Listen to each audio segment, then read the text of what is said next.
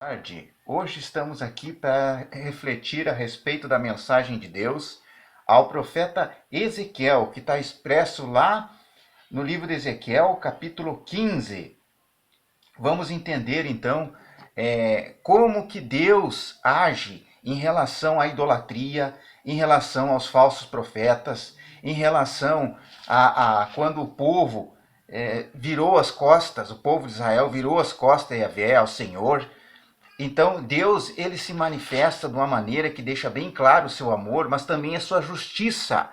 Nós podemos ver isso lá, quando ele instrui o profeta Ezequiel, da seguinte forma: Veio a minha palavra do Senhor dizendo: Filho do homem, por que mais o sarmento da videira que qualquer outro, o sarmento que está entre as árvores do bosque? Toma dele madeira para fazer alguma coisa, ou toma dele alguma estaca para que ele se pendure a algum objeto? Eis que é lançado no fogo para ser consumido. Se ambas as suas extremidades consomem o fogo, e o meio dele fica também queimado, serviria cado para alguma obra? Ora, se estando inteiro não serviria para obra alguma, quanto menos consumido pelo fogo, sendo queimado, se faria dele alguma obra? Portanto, diz o Senhor Deus, assim diz o Senhor Deus, como o sarmento da videira entre as árvores do bosque que dei ao fogo para que seja consumido, assim entregarei os habitantes de Jerusalém. Voltarei o rosto contra eles, ainda que saiam do fogo, e o fogo os consumirá, e saberei que eu sou o Senhor quando estiver voltado o rosto contra eles. Tornarei a terra em desolação, porquanto cometeram grave transgressões, diz o Senhor Deus. Então o povo aqui estava numa situação de cativeiro. Estava uma situação de cativeiro previsto pelo profeta. O profeta previu um cativeiro do povo, lá no capítulo 12, porque esse povo ele estava sendo rebelde. Ele não estava colaborando com o Senhor, ele não estava dando ouvidos para o Senhor Deus. Então, o profeta Ezequiel foi enviado num momento, justamente, para não deixar dúvida que Deus é um Deus de amor, mas também é um Deus de justiça. O que nós vemos no 15? Tornarei a terra em desolação, porquanto cometeu grave transgressões, diz o Senhor. O Senhor ele é responsável por todas as maravilhas que a gente conhece hoje na natureza. Ele criou os céus, a terra, criou os mares, criou as espécies de animais, as diferentes variedades de plantas, de alimentos que a gente conhece. Agora, ele colocou isso em função do homem, para o homem usufruir isso. Lá é escrito no livro de Gênesis, através do jardim do Éden que a gente viu. Porém, esse homem ele voltou as costas a Deus, primeiramente através de Adão, que foi a primeira criação, depois através de povos inteiros, nações inteiras, como a gente viu o caso daquela comunidade em que Noé vivia. Noé mais 8 pessoas, no total 8 pessoas se salvaram pelas águas através da arca de Noé, que Noé construiu. Havia muito homicídio, havia muita violência ali, havia escárnio contra o Senhor, havia falta de fé, falta de reverência, falta de temor a Deus. E um dia veio o dilúvio e destruiu tudo. Da mesma forma aconteceu com Sodoma e Gomorra. Da mesma forma aconteceu com a Torre de Babel, os habitantes de Babel, através de Nimrod, o valente Nimrod. Então foi dispersado da mesma forma. Ou seja, Deus ele quer a primazia. Deus ele é supremo, mas ele quer ser o centro da adoração, ele quer ser venerado como o Criador, o Senhor de todo o universo. Lamentavelmente, nós estamos numa sociedade a nível global, a nível mundial, nós estamos vivendo num tempo em que as pessoas viram as costas para Deus, em que as pessoas acham que Deus ele é algo de uma criação humana, ele é algo de uma fantasia, de um mito, e que a ciência é que deve ser dado credibilidade. Então a ciência está muitas vezes acima de Deus, a física, a química, a mecânica quântica, os prodígios da indústria hoje, a tecnologia.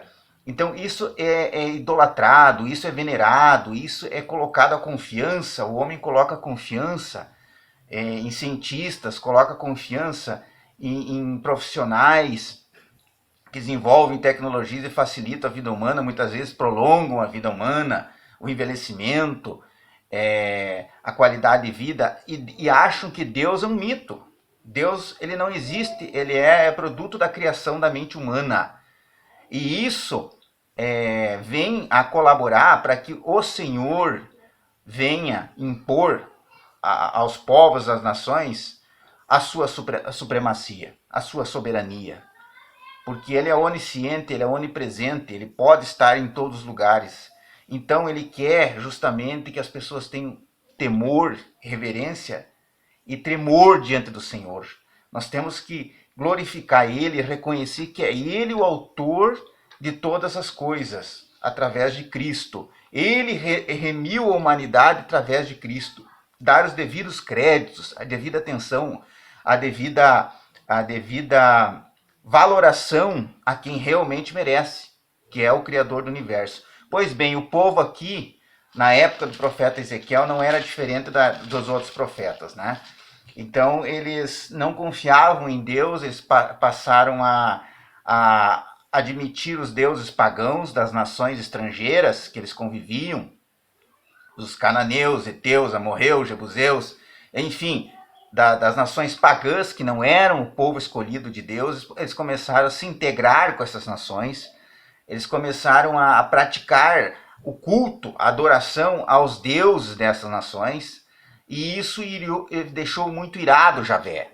Javé ficou muito irado, e Javé, ele, através dos profetas, ele manifestou o descontentamento e disse, deixou esse povo ir a cativeiro, deixou esse povo ser escravo do rei da Babilônia, Nabucodonosor. Depois, isso veio, claro, a ser libertado, o povo veio a ser libertado através da misericórdia do Senhor, mas ele está justamente aqui alertando o profeta Ezequiel, passando a mensagem para o profeta Ezequiel para transmitir. Essa mensagem, ela veio até hoje, até a nossa atual geração, e ela tem um simbolismo muito grande. Hoje ela é aplicável, porque ele diz assim, ó, ele é um Deus de amor, de misericórdia, é o Deus Criador, sempre foi um Deus de amor, de misericórdia, sempre foi. Porém, ele é um Deus de justiça, e ele impõe a sua justiça, quando esta não está sendo observada, quando o homem ele se rebela contra o Criador.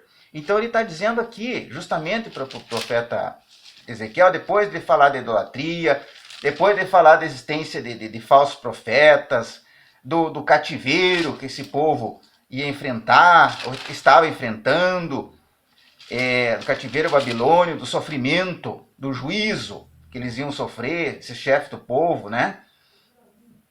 Então, principalmente do cativeiro babilônio, que ele fala aqui.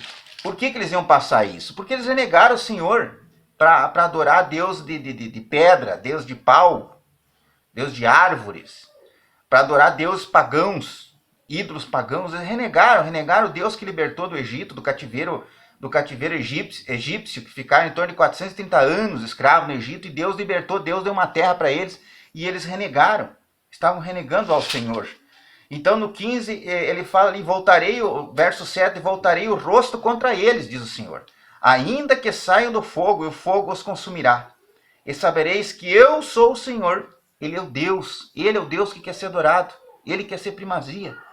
Quando tiver voltado o rosto contra eles, ou seja, nós conhecemos Deus pelo amor ou pela dor. Aqui o povo conheceu pela dor, pela dureza do coração deles. Eles conheceram o Deus através do sofrimento. Então, no sofrimento você conhece Deus. Sofrimento é uma arte utilizada, é um meio utilizado pelo Senhor para que ele possa se fazer conhecido, porque o povo vai procurar, porque às vezes as pessoas estão tão acomodadas, elas estão confiando na ciência, na tecnologia, elas estão confiando no homem, elas desaparecem com Deus da vida delas, elas deixam Deus de lado, elas tratam Deus como se fosse